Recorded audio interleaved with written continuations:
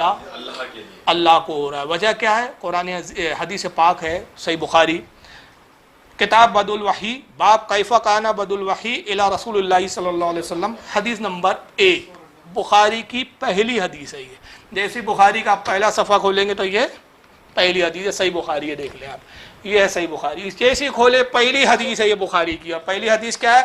ان علقمہ ابن وقاص اللیثی یقول، حضرت علقمہ بن وقاص لیثی رضی اللہ تعالیٰ عنہ روایت کرتے ہوئے کہتے ہیں، سمعت عمر بن الخطاب رضی اللہ عنہ علی المنبر قال، وہ کہتے ہیں میں نے دیکھا کہ حضرت عمر ابن خطاب، امیر المومنین عمر ابن خطاب رسول اللہ کے ممبر پر ہیں، اور حضور کے ممبر پہ وہ خطبہ دے رہے تھے، کھڑے ہو کر کہہ رہے تھے سمعت رسول اللہ صلی اللہ علیہ وسلم یقول انما الاعمال بالنیات، وہ کہہ رہے تھے کہ لوگوں میں نے رسول اللہ کو یہ کہتے ہوئے سنا کہ اللہ کے نبی نے فرمایا کہ بے شک اعمال کا مدار نیت پر ہے، اعمال کا مدار کائے پر ہے؟ یہ حدیث جان ہے اسلام کی، اعمال کا مدار نیت پر۔ اس کو امام بخاری کے علاوہ امام مسلم نے بھی لایا ہے، حدیث نمبر 820 مسلم شریف حدیث نمبر 4820، امام ابو داؤد نے لایا اس کو حدیث نمبر 2201، امام ترمذی نے اس کو لکھا ہے حدیث نمبر 1647، امام نسائی نے اپنی سنن میں لایا حدیث نمبر 75، امام ابن ماجہ نے اپنی سنن میں لایا حدیث نمبر 4227، امام ابن مبارک نے کتاب الزہد میں لایا حدیث نمبر 188، امام احمد نے مسند احمد میں لایا حدیث نمبر 168، امام بزار نے مسند البزار میں لایا حدیث نمبر 257، امام ابن حبان نے لایا اپنی صحیح میں حدیث نمبر 388، امام ابو نعیم نے حلیۃ الاولیاء جلد 842، امام دارقطنی نے اپنے سنن میں حدیث نمبر 131، امام بہقی نے سنن الکبریٰ حدیث نمبر 2254، اور بھی حوالے اتنے، میرے خیال سے 13 حوالے میں نے یہاں بیان کیے۔ تو یہ حدیث نے واضح کیا کہ اصل مدار کس پر ہے عمل کا؟ نیت پر۔ تو اب اگر آپ حضرت مقام ابراہیم کے سامنے سجدہ کر رہے ہیں تو مقام ابراہیم کے اس پتھر کو سجدہ نہیں کر رہے ہیں، بلکہ سجدہ کس کو ہو رہا ہے؟ کیونکہ نیت آپ کی کیا ہے؟ اللہ کو سجدہ کرنے کی۔ بلکہ میں ایک بڑی اہم بات بتا دوں، آپ سرکار مفتی اعظمین رحمۃ اللہ علیہ کی فتاوی مصطفیہ دیکھیں آپ، اس کی جلد نمبر 1 ہے صفحہ 14۔ حضور مفتی اعظم کے زمانے میں کسی نے ایک سوال کیا کہ ہندو یہ اعتراض کرتے ہیں مسلمانوں پہ کہ ہم پتھر کے سامنے جھکتے تو تم ہمیں مشرک کہتے ہو، تو تم بھی تو کعبے کے پتھروں کے سامنے جھکتے ہو، تو پھر تم مشرک کیوں نہیں؟ تو مفتی اعظم نے کیا جواب دیا؟ ذرا جواب سنیں سرکار مفتی اعظم کا۔ وہ کہتے ہیں کہ اصل میں جو کعبہ ہے، قبلہ ہے، وہ ہمارے لیے ایک سمت ہے، ڈسپلین کے لیے، عبادت میں چاہ کے ڈسپلین قائم رہے۔ ہمارا یہ عقیدہ نہیں ہے کہ کعبۃ اللہ میں ہی اللہ ہے یا اسی سمت میں اللہ ہے، اللہ تو سمتوں سے، جہتوں سے، مکان سے، قید سے، قیود سے پاک ہے، یہ تو ڈسپلین کے لیے۔ ہم پتھر کو سجدہ نہیں کرتے، اس کی طرف ڈسپلین کے لیے رخ کرتے۔ اور اگر نعوذ باللہ کسی کا یہ عقیدہ ہو، سنیں غور سے، اگر کسی کا یہ عقیدہ ہو کہ میں کعبے کے پتھر کو سجدہ کر رہا ہوں، وہ کافر ہے۔ کعبۃ اللہ کے پتھروں کو ہم سجدہ احترام کرتے ہیں کیونکہ کعبۃ اللہ ہے، دوسرے گھر سے ممتاز ہے، اللہ کا گھر ہے۔ احترام ایک الگ چیز ہے، تعظیم ایک الگ چیز ہے، لیکن سجدہ ایک الگ چیز ہے، زمین آسمان کا فرق ہے۔ تو یہاں بھی جو مدار ہے وہ کائے کا ہے؟ نیت کا، کہ نیت کعبۃ اللہ کو سجدہ کرنے کی نہیں ہے، کعبے کے پتھر کو سجدہ کرنے کی نہیں ہے، نیت اللہ کو سجدہ کرنے کی ہے۔ تو اصل میں نیت دیکھی جائیں گی۔ تو سوال یہ پیدا ہوتا ہے کہ جب کوئی قبر پہ سجدہ کرتا ہے تو آپ وہاں اس کی نیت کیوں نہیں دیکھتے؟ جب وہ بندہ کہتا ہے کہ میں تعظیم کا سجدہ کر رہا ہوں، تب بھی آپ اس کی نیت نہ دیکھ کے فتوے لگا دیتے ہو۔ آپ یہاں بھی تو دیکھو، شرک کے معاملے میں تو نیت مان لی جائیں گی کہ شرک کے مقابل ہو، جب کہہ رہا ہے کہ تعظیم کا سجدہ ہے، لیکن چونکہ تعظیم حرام ہے تو وہاں اعتبار نہیں ہے، تو حرام کا حکم ہم لگائیں گے لیکن شرک کا حکم نہیں لگائیں گے۔ اور نتیجہ یہی ہوا کہ جب یہ نیت کا جو معاملہ ہے، اگر اس کو نظر انداز کر دیا جائے، نیت نہ پوچھی جائے، بس آپ نے وہ کیفیت دیکھی اور دھاڑ سے فتویٰ لگایا، سامنے والا چیخ رہا ہے کہ دیکھیے صاحب یہ اگر میں چوم رہا ہوں چادر کو تو بھیا یہ رکوع مت بولو اس کو، یار جھکا ہوں میں چادر چومنے کے لیے، تو آپ کو دکھ رہا ہے رکوع کر رہے ہو آپ، جی نہیں بھائی میری نیت رکوع کی ہے ہی نہیں، چومنے کی ہے، نیت تو دیکھو۔ ارے بھائی آپ سجدہ کر، ارے بھائی میں سجدے کے لیے اللہ کی عبادت نہیں کر رہا ہوں، نہ اس کو خدا سمجھ رہا ہوں، اس صاحب مدار کو تعظیم کر رہا ہوں، تو آپ تعظیم پر حکم لگا سکتے کہ اس طرح تعظیم جائز نہیں، لیکن نیت کی بنیاد پر شرک کا فتویٰ تو نہیں لگا سکتے۔ اور اگر فتوے لگانے کا اتنا شوق ہے اور ایسا آپ نیا دین گڑھنا چاہتے ہیں تو پھر میں کچھ ایسی حدیثیں پیش کرتا ہوں کہ جو ان کے عقیدے کی دھجیاں اڑا دیں گی پھر، اور اس سے آپ کو اہل حدیث کی جہالت پتہ چلیں گی کہ روئے زمین کے کتنے بڑے جاہل ہوتے ہیں۔ دیکھیے صحیح بخاری انہی کے گھر کی چھپی ہے بیچاروں کی، دارالسلام سے چھپی ہے، صحیح بخاری کتاب الصلاۃ، باب نمبر 48 ہے، اور باب کا نام امام بخاری نے جو قائم کیا ہوا ہے، حل تم بشا قبور و مشرک الجاہلیتی ویتخذوا مکانہ مساجدہ۔ اس کا مطلب یہ ہوتا ہے کہ کیا جہالت کے دور کے مشرکوں کی قبریں کھود کر ان جگہوں پر مسجدیں بنا لی جائے، یہ ایک باب قائم کیا ہے۔ پھر اللہ کے رسول کی حدیث لکھتے ہیں امام بخاری، کہتے ہیں لقول النبی صلی اللہ علیہ وسلم لعن اللہ یہود اتخذوا قبور انبیائہم مساجدہ، کہتے ہیں کہ اللہ کے رسول صلی اللہ علیہ وسلم نے ارشاد فرمایا کہ اللہ کی لعنت ہو یہودیوں پر جنہوں نے اپنے نبیوں کی قبروں کو مساجد بنا لیا۔ یہودی کیا کرتے تھے، جہاں کسی ولی کا، ان کے ولی کا انتقال ہوتا تھا، اسی قبر کے ارد گرد وہ پوری مسجد بنا لیتے تھے۔ تو اللہ کے رسول نے فرمایا کہ قبر کو مسجد کے اندر داخل مت کرو، یا قبر کے ارد گرد مسجد نہ بناؤ، مسجد اور قبر الگ الگ ہو تو اس میں حرج نہیں ہے۔ یہ حدیث لکھنے کے بعد پھر امام بخاری دوسری روایت نقل کرتے اسی باب میں، کہتے ہیں وما یکرہ من الصلاۃ فی القبور، کہتے ہیں قبروں کے سامنے نماز پڑھنا مکروہ ہے، شرک نہیں ہے، کیا ہے؟ ہاں جملے سنیں، وما یکرہ من الصلاۃ فی القبور، قبر کے سامنے نماز پڑھنا۔ اب جب قبر کے سامنے آپ نماز پڑھیں گے تو سجدہ کس کو ہو رہا ہے؟ ظاہراً قبر کو ہی ہو رہا ہے نا، رکوع کس کو ہو رہا ہے؟ قبر کو۔ ہاتھ باندھ کے آپ کس کے سامنے کھڑے؟ قبر کے۔ مگر یہ مکروہ فرمایا گیا، کیوں؟ کہ قبر کی طرف رخ کرنے کی اجازت نہیں، لیکن آپ پہ شرک کا فتویٰ کیوں نہیں دیا جا رہا ہے؟ اس لیے کہ آپ کی نیت قبر کو پوجنے کی نہیں ہے، تو مکروہ ہے صرف۔ دیکھیے مکروہ کہہ رہے امام بخاری، وہاں بھی شرک بولتا ہے اس کو۔ اور پھر آگے کہتے ہیں ورعا عمر بن الخطاب رضی اللہ عنہ انس بن مالک یصلی عند قبر، کہتے ہیں کہ حضرت عمر امیر المومنین فاروق اعظم نے ایک مرتبہ دیکھا کہ حضرت انس بن مالک ایک قبر کے سامنے نماز پڑھ رہے ہیں۔ کون نماز پڑھ رہا ہے؟ صحابی رسول انس بن مالک، جو حدیث کے بہت بڑے راوی ہے، سرکار کے 10 سال سرکار کی صحبت میں رہے، حضور کے غلام ہیں 10 سال۔ کیا وہابڑا زیادہ شرک اور توحید سمجھ رہا ہے، اور انس ابن مالک 10 سال رسول کی صحبت میں رہ کے نہیں سمجھے؟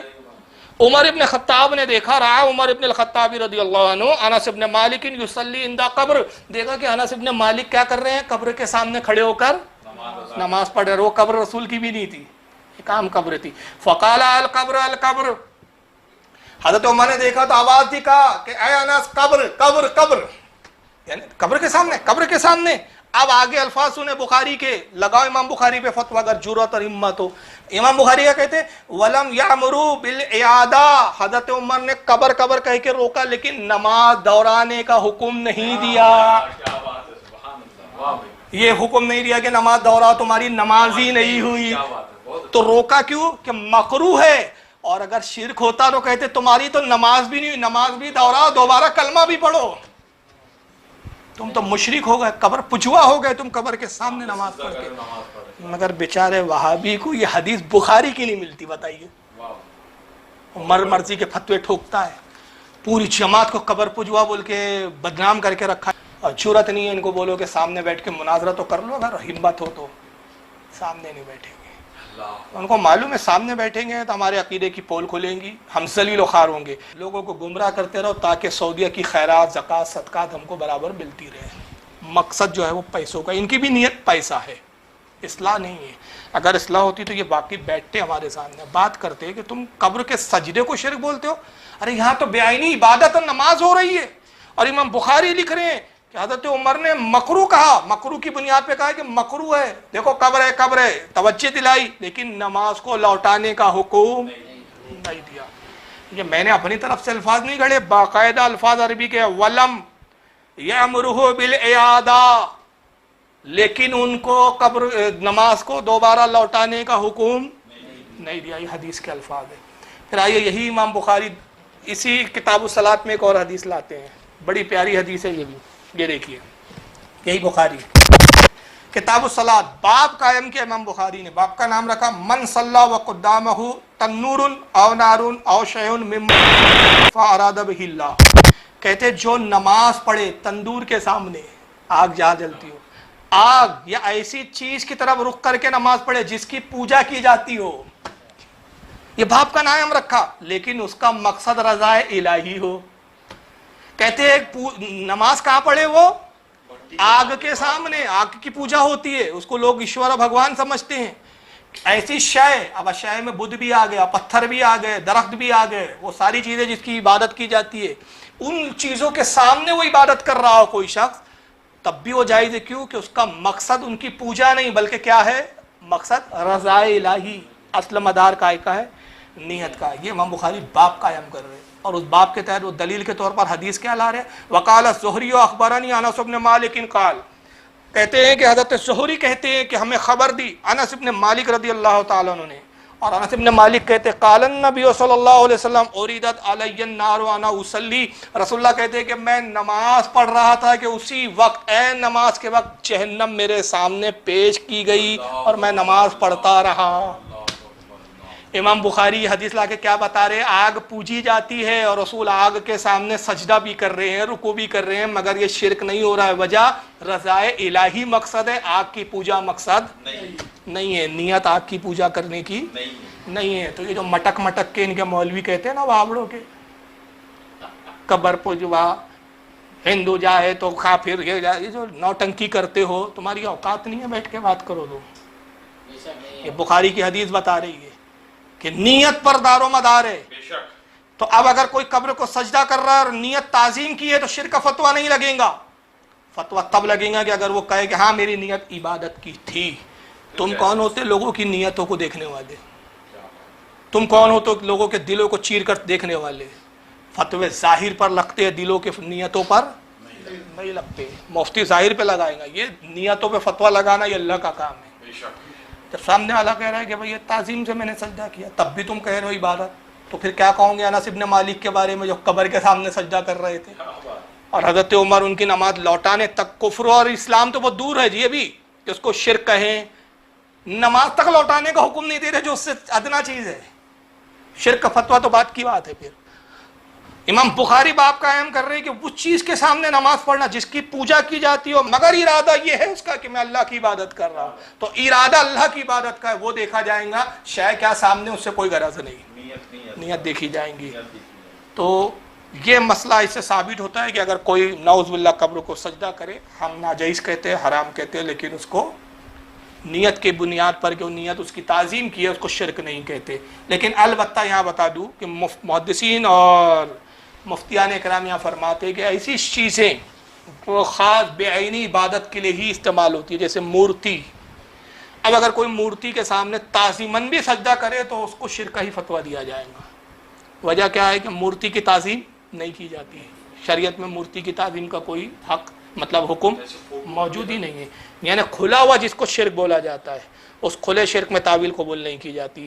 یہی وجہ ہے کہ اعلیٰ حضرت فاضل بریلوی نے ایک مستقل رسالہ لکھا ہے اس عنوان کے تحت، اس کو پڑھنا چاہیے وہابیوں نے خاص طور سے، اور اہل سنت و جماعت کا کیا ہے موقف اس کو سمجھنا چاہیے. رسالے کا نام ہے الزبدۃ الزکیہ لتحریم سجود التحیہ. اعلیٰ حضرت نے اس میں یہی ثابت کیا ہے کہ بزرگان دین ہو یا قبر ہو، زندہ ہو یا مردہ ہو. وہابیوں نے بھی زندہ مردہ کی جو تفریق لائی، شریعت میں اسلام کی کوئی تفریق نہیں ہے. جو کام زندہ کے ساتھ شرک ہے وہی کام مردے کے ساتھ شرک ہے، یا جو کام مردے کے ساتھ شرک ہے وہ زندے کے ساتھ شرک ہے. زندہ مردہ کی کوئی تفریق نہیں ہے. تو چاہے قبر کو سجدہ ہو یا کسی پیر کو سجدہ ہو، یہ شریعت اسلامیہ میں حرام ہے، لیکن ناجائز نہیں ہے. لیکن جہاں تک چومنے کا تعلق ہے وہ شریعت میں جائز ہے. لیکن یہاں پھر ایک اعتراض آتا ہے، بس یہ آخری سیشن لے رہا ہوں میں، اس پہ اختتام کریں گے. جہاں تک چومنے کا تعلق ہے وہاں بھی پھر بعض موقع پہ ایسی حیت اور ایسی کیفیت آ جاتی ہے کہ جس پر وہابی کہتے ہیں کہ دیکھیے صاحب آپ تعظیم میں بھی تو بہت مبالغہ کرتے ہو. چلو ہم نے مان لیا کہ آپ اگر قبر کو سجدہ کرتے ہیں تو تعظیم کی نیت سے کرتے ہیں، شرک نہیں ہے، حرام ہے. چلو قبر کا ہم نے مان لیا، لیکن بھائی آپ کے ہاں تو وہ پیروں کے پیر بھی چومنے کے لیے آپ سجدے کی جیس کیفیت میں جھک جاتے ہیں. ہوتا ہے نا، پیر علماء کے پیر چومنے کے لیے جھک جاتے ہیں صاحب.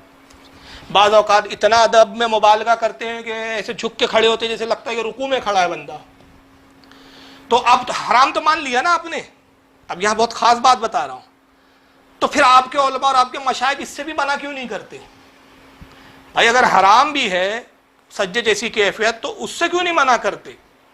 تو اصل میں ہمارے علماء شریعت سمجھتے ہیں اس لیے منع نہیں کرتے، اور آپ لوگ شریعت سمجھ نہیں پاتے اس لیے جو منہ میں آیا بک دیتے ہیں. ہمارے علماء دیکھتے ہیں کہ یہ پیر چوم رہا ہے، ابھی وہاں نیت سجدے تعظیمی کی بھی نہیں ہے بلکہ چومنے کی نیت ہے. بات سمجھ میں آ رہی ہے آپ کی؟ ابھی پورا مدار اسلام کا کس پہ ہے؟ عمل کا مدار نیت پر. تو اب جو